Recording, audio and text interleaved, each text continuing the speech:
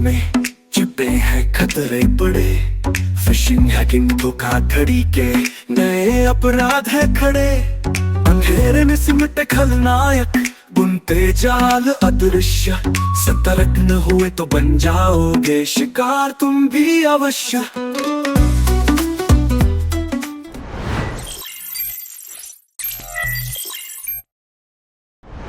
नमस्कार, यह है विश्व शांति दर्शन चैनल और इसके जनक है MIT शिक्षा समूह के संस्थापक और अध्यक्ष, विश्व शांति गुंबद के रचयिता, विश्वधर्मी प्राध्यापक डॉक्टर विश्वनाथ दा कराड़ जी।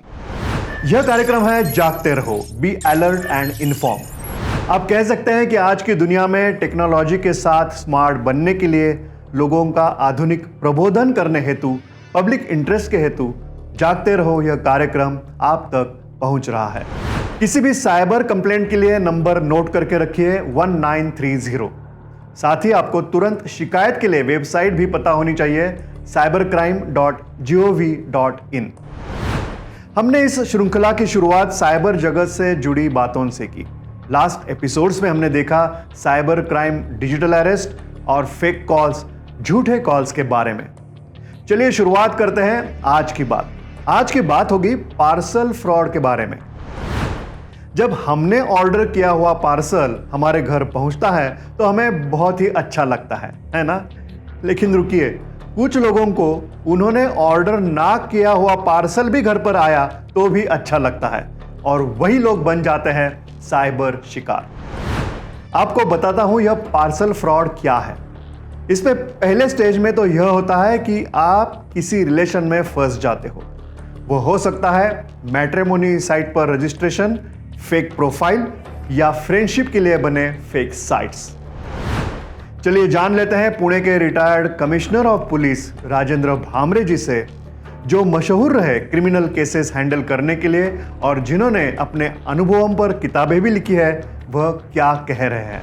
घर में कोई पार्टनर नहीं है, अकेले रह गए, तो ये लोगों को टाइम अपना कैसा बिताना ये एक बड़ा प्रॉब्लम रहता है। तो उसमें वो किसी से दोस्ती करते हैं। तो दोस्ती के बाद वो बोलता है मैं जैसा बताता है मैं सिंगापुर में हूँ, मैं हांगकांग में हूँ। इसमें मैट्रिमोनियल साइट्स भी आती है।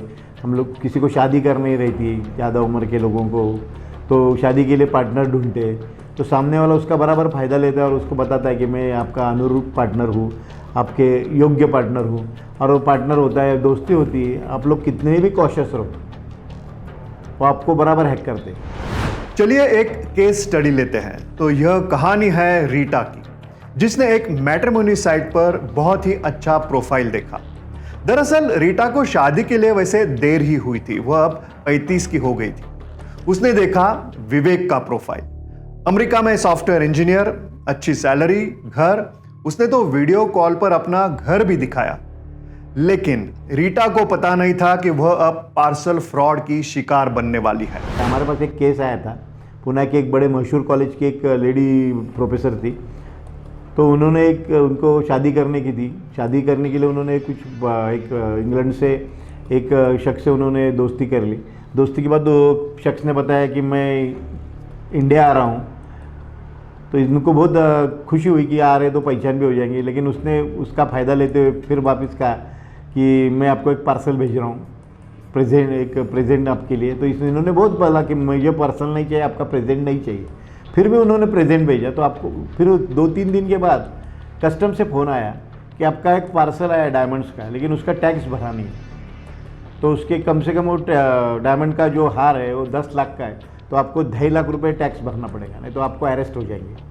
अभी 2 मिनट में हम आपके यहाँ पुणे में पुलिस स्टेशन में कंप्लेंट लॉन्च करेंगे तो आपको अरेस्ट हो जाएंगे। उन्होंने 2.5 लाख रुपये भर दिए। जैसे 2.5 लाख रुपये भर दिए तो 2-3 घंटे के बाद और उनको फ़ोन आया कि हमने वो आपका डायमंड का पार्सल खोला तो उसके अंदर फॉरेन करेंसी मिली हमें।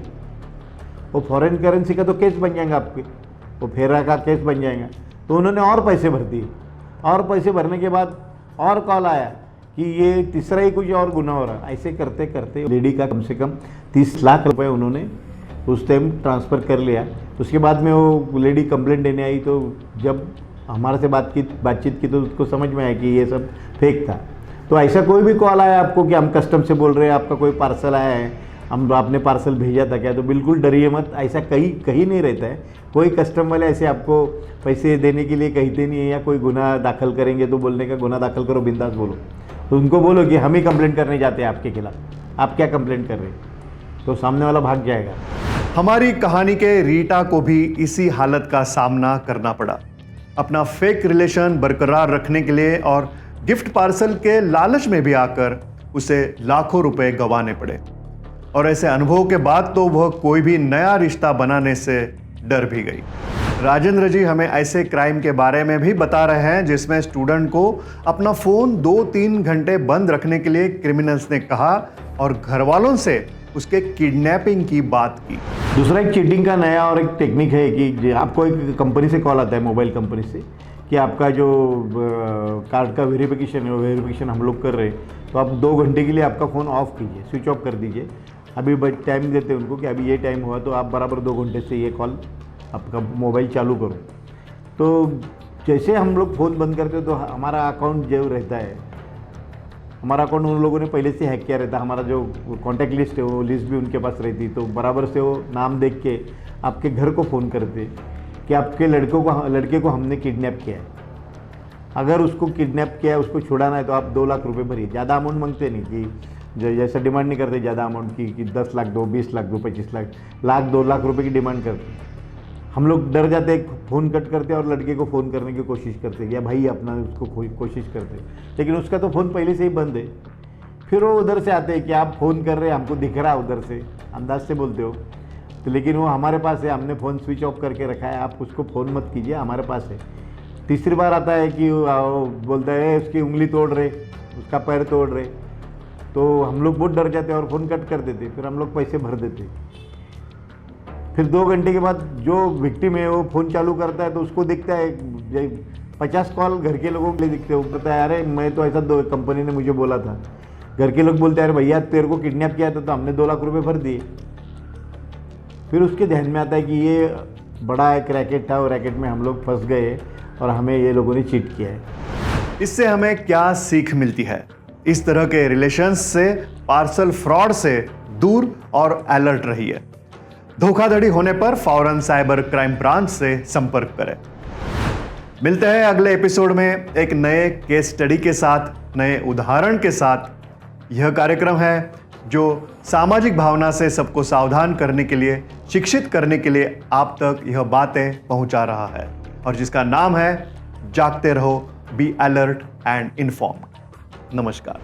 जागरूक रहो, जाल में छिपे हैं जालबाज, पासवर्ड मजबूत रखो, अजनबी से न बांटो राज। क्लिक करने से पहले सोचो, लिंक पर न करो भरोसा, सुरक्षित रहो, पता नहीं किसी ने क्या परोसा।